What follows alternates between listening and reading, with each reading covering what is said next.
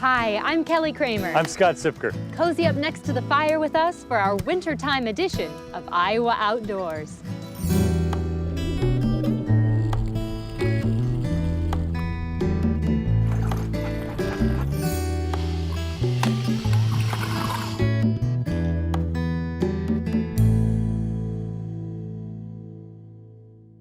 Coming up on our wintertime edition of Iowa Outdoors, we explore our state from the powered handlebars of Iowa snowmobilers and learn how the DNR and riders are working together to benefit rural communities.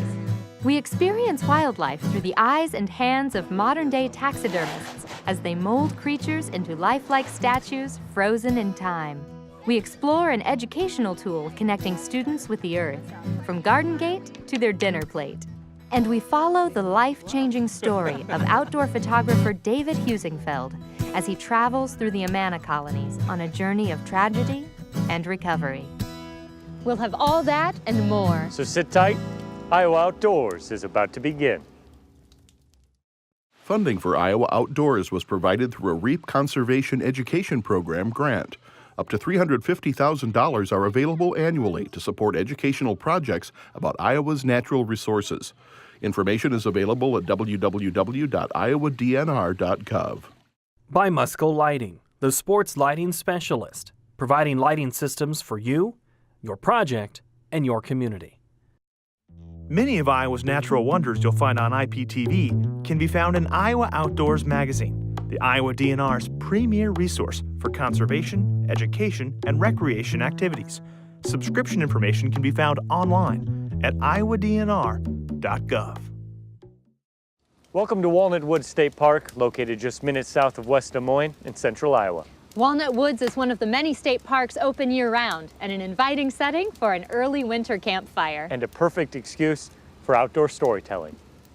As the temperatures drop and the holiday season begins to wane, some Iowa adventurers set out to the barren fields and windy trails of our state's most rural areas. As snowmobile riders fan out across powdery white landscapes, it's a combination of high speeds, crisp air, and quality time spent in Iowa's small towns.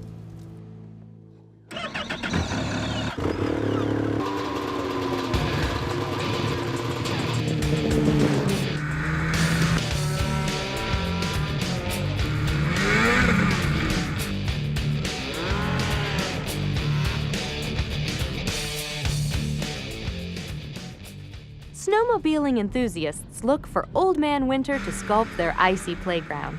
But riding snowmobiles in Iowa does more than create fun on the frozen landscape.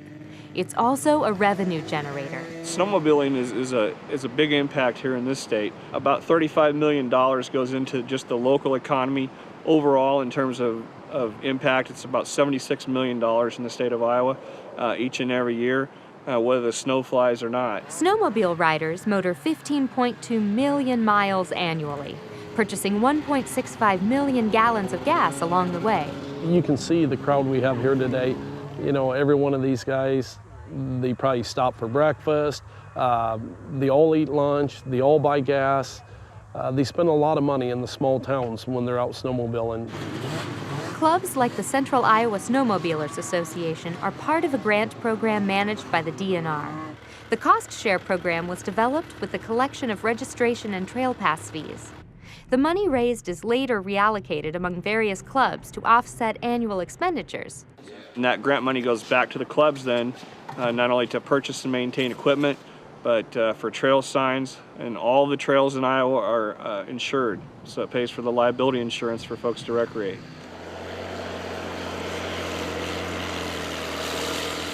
Recreating wouldn't be possible without well-groomed trails. Managing this job is one example of how the DNR and snowmobile clubs work together to help and grow the sport. While the state purchases the trail groomer, it falls to the clubs to house, maintain, fuel, and operate the machine.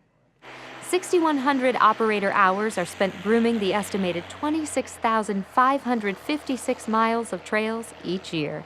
I think our club has been very successful because of our connection with the DNR. Well, it's nice to see a recreational group of folks that they want to work to have positive impacts both in the community and providing recreational opportunities, but A lot of other people take advantage of the things that the snowmobiling community that they provide. Just like the trail we're on here, there's a lot of these trails that run through our state parks. Those provide access to fishing, to hunting areas, and other things. And they're just a great group of folks to get to know. As good as the sport is for local economies, there's something far more important than money to some. Being able to hang out with family and not being annoyed by them at the same time. It's a testament to the unique partnership shared between individuals with a passion for enjoying the wintry Iowa outdoors. Taxidermy. It's derived from the Greek words taxis, meaning movement, and derma, meaning skin. So, loosely translated, it's the movement of skin. That movement is frozen in time. Deer heads in living rooms, a fish on a restaurant wall, or a stuffed bird or wildcat in a school or museum. As hundreds of hobbyists and professionals create stunning, lifelike reproductions of animals for display, you quickly realize taxidermy is an art form thriving throughout Iowa. Roger Hutton has been doing taxidermy for more than 45 years, making 3D trophy memories. As a teenager, he noticed taxidermy articles in his grandfather's Outdoor Life magazines, and one day sent off the $12 needed to order the taxidermy lessons as advertised. His career took off from there. It takes time. It's like anything you do. The more repetition you have, the faster you'll get at it, the better you'll get at it. The basic taxidermy process is to skin the animal, then tan the skin, mount it on a mannequin, That ought to hold it on there. and finish by paying close attention to the detailed features. Get our eye set. So we got to make sure we get it level. In Iowa, the big thing is deer head. It's our only big game animal, and for most people, that's the big trophy, and for most taxidermists, that's your main moneymaker. Taxidermy's grown into quite an art to where we're actually putting life into animals. It combines creativity with knowledge of anatomy, skills in tanning and carpentry, and artistic talent in sculpting and painting. Learning how to repair mistakes and damages in wildlife is very important to doing a good quality job. I like to say that it ain't a matter of how many mistakes you make, a good taxidermist is able to cover them up and not let anybody know he made any. Not only does Hutton do taxidermy for customers, but he also runs one of 3 taxidermy schools in Iowa, where students of all ages come to learn how to tan skins and mount animals. On this day, Dave Sunkin visited Roger to help brush up on his duck skills. I thought, I'd look at it and thought I could do that myself. And then I went on an African safari, and my taxidermy bill was going to be really high, so I just started doing my own. I enjoy the outdoors anyway, so bringing the animal back to as much life as you possibly can, that's what really appealed to me, and that's why I'm here today, is just to learn how to get more life back into my birds. A lot of times you'll end up spending more time grooming to make him look nice than it actually took you to put him together. And then you'll start getting that color there. Ben Shook, who operates Shook's Tall Tales Taxidermy out of his home near Pleasantville, studied under Roger Hutton. What I'm using is dry pigment. He says he's constantly learning and trying to improve the quality of his work. I see new things every time I look at an animal. I see a different color, I see a different look, I see a different attitude. The more I got into it, the more I felt that it kind of drove me toward my artistic side. Some mounts don't contain any real parts of the animal at all. They are complete recreations, just like this rainbow trout. It's increasingly common with catch and release fishermen and women and certain types of fish. This rainbow trout will take Shook about 20 hours to complete. They know that when they bring it to me, I'm gonna sit here and I'm gonna paint 5,000 scales on this fish with an iridescent silver because I want them to have the best fish. According to Hutton, interest in taxidermy is growing, with more and more young people getting involved in the art. That includes his 15-year-old grandson Remington, who hopes one day to take over the Hutton taxidermy business. I thought it was really cool, and I just decided I wanted to try it and see if I was any good at it. So I started when I was 9. I just keep learning, being down here and watching when Grandpa's doing things, or if he's mounting something really cool, then I'll come down and watch and help him, and then I'll do my own customer work and he'll help me and just keep getting better. And it's like 24-hour school every time I come down here because I always learn something new and improve on something. Ben Shook's kids, 9-year-old Keaton and 8-year-old Cicely, are budding taxidermists as well. They learn by example from their dad and have won awards at the annual Iowa Taxidermist Association competition. Well, I like painting a lot, so when I do the reproduction fish, I get to paint them, and that's why I like it. The goal is to produce a mount that is as lifelike as possible. The attention to detail in the fur, feathers, or scales is a labor of love and a point of pride. I don't like calling it a hobby, because it's more than a hobby for me. To get a nice piece done and have it look like you imagined it before you even started is real rewarding to me. I want them to set it up against somebody else's deer or something else and say, man, there's something about that deer or that fish.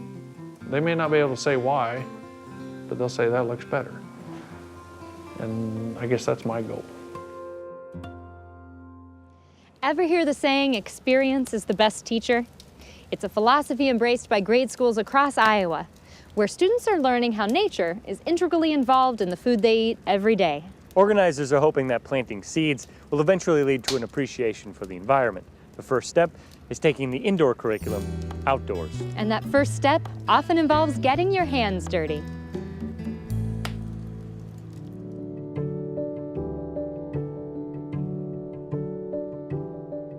There are many ways we learn. A helpful worm. For a child, learning comes through discovery, which often involves getting your hands a little dirty.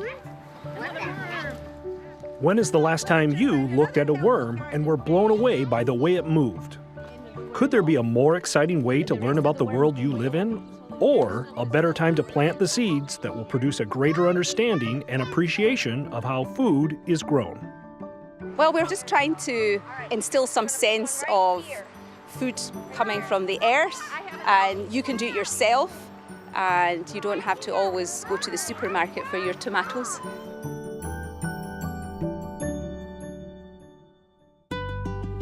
"100 years ago, a little over 30% of the labor force in the United States were farmers, but today less than 2% of the population farms. With that downward trend, there is concern that the disconnect is growing between the farm gate and the dinner plate. The primary goal is to bring ripe produce to the schools so they can taste it and pick it when it's ripe and understand the really good flavors and nutrition of eating produce. So we plan. Ray Myler is passionate in his belief that people should have a better understanding of how food is produced. He has donated his time and equipment to till the soil for over 30 Metro Garden plots. As a member of the Isaac Walton League, Ray is just one of the 67,000 men and women in Iowa who belong to a variety of conservation organizations. They are people who donate their time, their money, and their skills to establish wildlife areas and garden plots for students in urban schools. You know, it really makes a whole lot of sense to take ground that's not being used and plow it up, plant it, get neighborhood groups or church groups or school groups involved so that people learn what their grandparents all knew how to do. So these kids learn that they can grow their own food.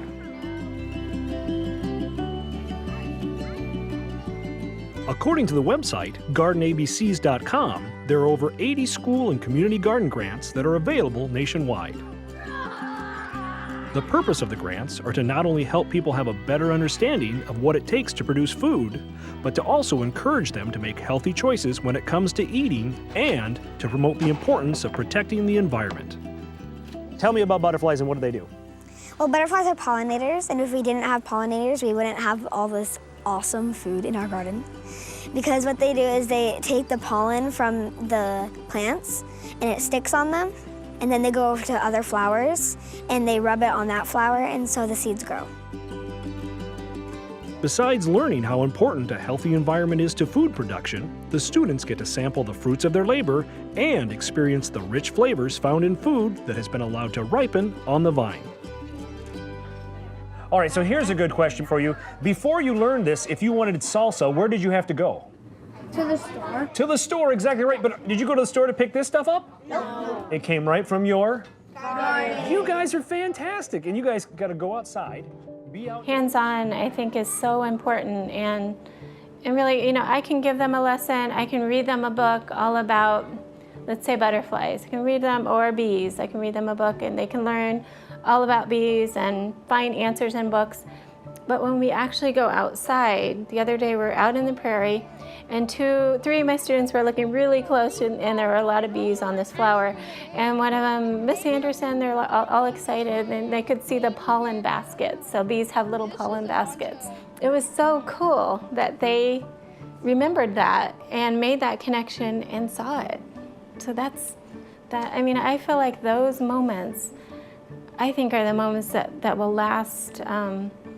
I think they'll have a deeper connection and a deeper understanding. At schools with garden plots, you're just as likely to find students exploring what's going on in the garden as they are to be playing on the playground. And surprisingly, the gardens are providing other learning opportunities in math, art, and literature. The benefit to this that's been really surprising, or actually not surprising, when you get kids excited about things, things improve. And their scores are improving in the schools. And so this is, not only are we educating them about conservation, but we're also helping them in higher learning as well. We had different jobs in the garden, like watering, weeding. And what they're doing with kids to teach them about the outdoors and about food and things that kids in cities, I think, lose a lot of. I think it's just one of the great attributes of the school. Having a garden is important, and we learned a lot from it. Good for you.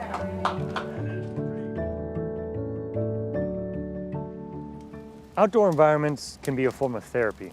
For one Iowa man, nature played a crucial role in recovering from a tragedy, an incident that wreaked havoc on his family and later his own mind. But the natural beauty surrounding our own Amana colonies and its calming presence brought serenity, and with it, a new chapter in the life of one outdoor photographer.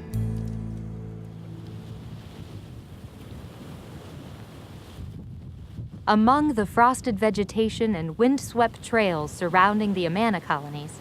This reminds me of the old days. Well, because I'd be out there on the water. Not the water, but on the lake.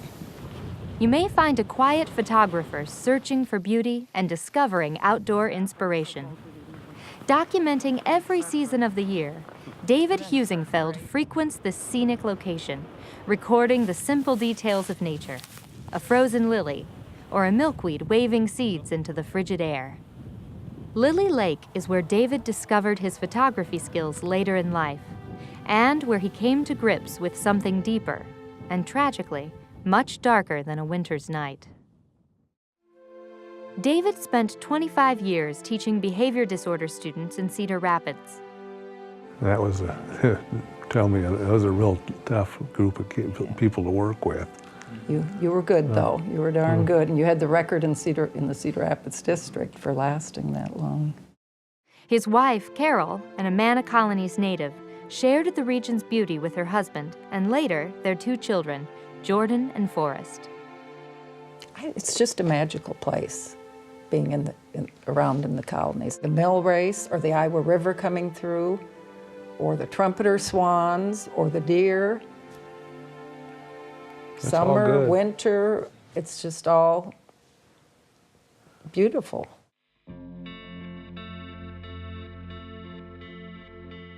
On August 27, 2003, David and Jordan were returning from the Amanas.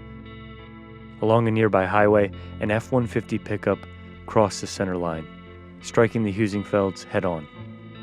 Oldest son Jordan was killed instantly. David, knocked unconscious on impact and bleeding profusely, faintly recalls the off-duty firefighter that applied a life-saving tourniquet to his left arm. I almost bled out. I almost bled out. It was really, just within a few minutes, and I would have been gone. When David finally arrived in Iowa City, it was by life flight helicopter, and following emergency surgery, his life was spared. In an instant, the Heusinkveld family was changed forever. He was without oxygen for an unknown period of time, and I mean, he did take a blow to the head, but that was a car accident. Yeah, it was a car accident, and you had several surgeries on your arm, and that first year was just a total blur and a total mess for all of us, having lost our oldest son and, just David's injuries, and then you did go back to work teaching, but things weren't exactly the same, and looking back now all these years, it's, maybe there were some really early subtle signs that nobody caught on to. Over the ensuing months, family and doctors observed changes in David's mental acuity. Memory lapses, time gaps, and confusion confronted the 25-year teacher who had spent a career in classrooms helping students with their own problems. David would later write, "I struggled with intense grief, sadness, and regret, and I felt miserable. I reluctantly retired from teaching and pondered what to do next."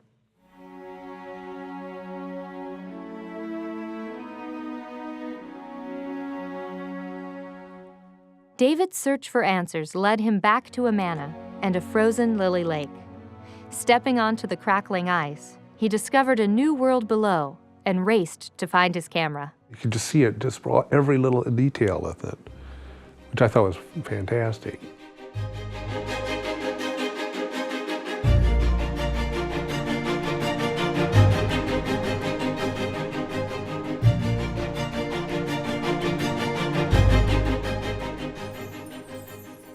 Lilies frozen in time. It sparked an awakening in David, and he began a new chapter photographing the Amana colonies. Its farm fields, its landscapes, its creatures.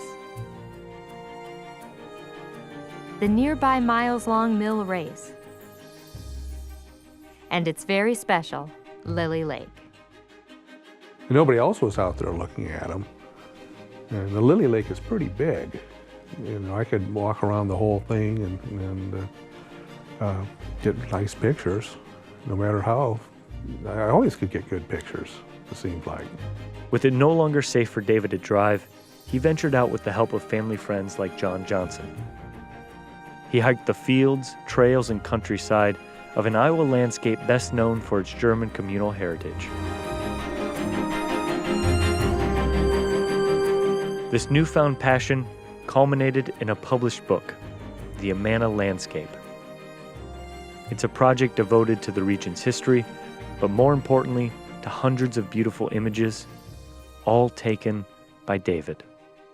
It's surprising, but I just feel so proud of David for having done this. And well, especially getting up with being a brain injury and being still able to do things is pretty lucky. David and Carol would later travel to book events in New York, accepting photography awards for a man who never intended fame from a frigid trip to Lily Lake. It was a blast. Very cool. When something shuts off, there's something else that's there that can be found and can be turned on, and you can find your way out of the darkness, and often it's through nature.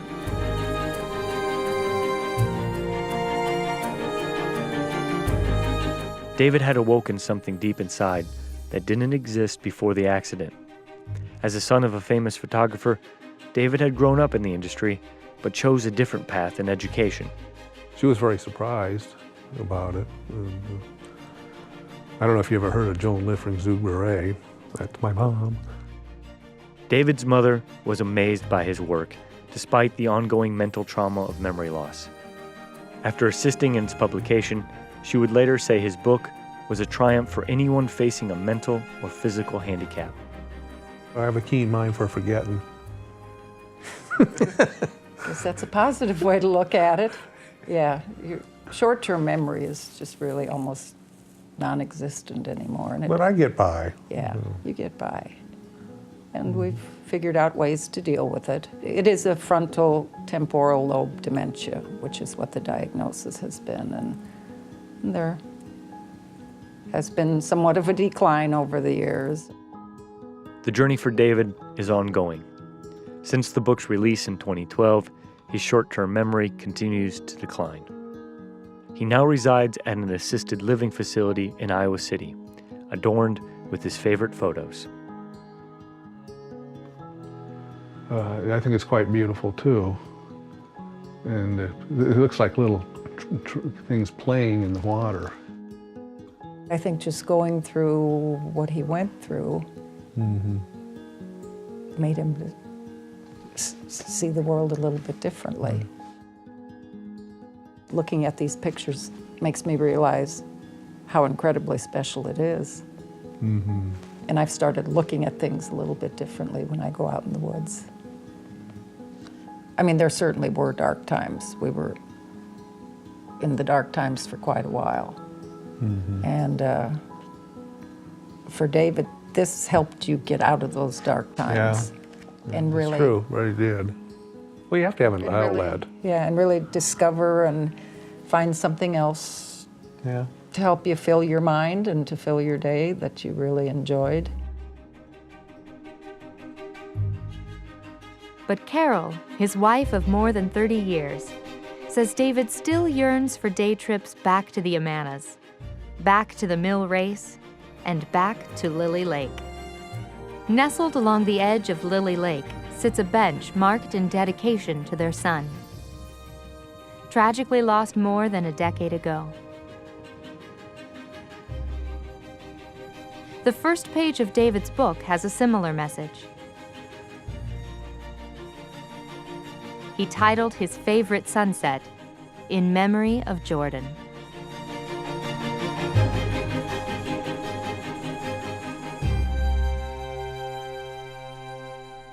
That wraps up this wintertime edition of Iowa Outdoors. As the temperature drops, it's the perfect opportunity to curl up in front of the fire and explore many of our IPTV features online. Visit our video archive at iptv.org/Iowa Outdoors for a little bit of everything, from outdoor recreational activities like ice boating on Clear Lake to photography profiles from every corner of the state. And don't forget, winter is just another season, albeit a bit chillier one, to explore our state parks and outdoor environments.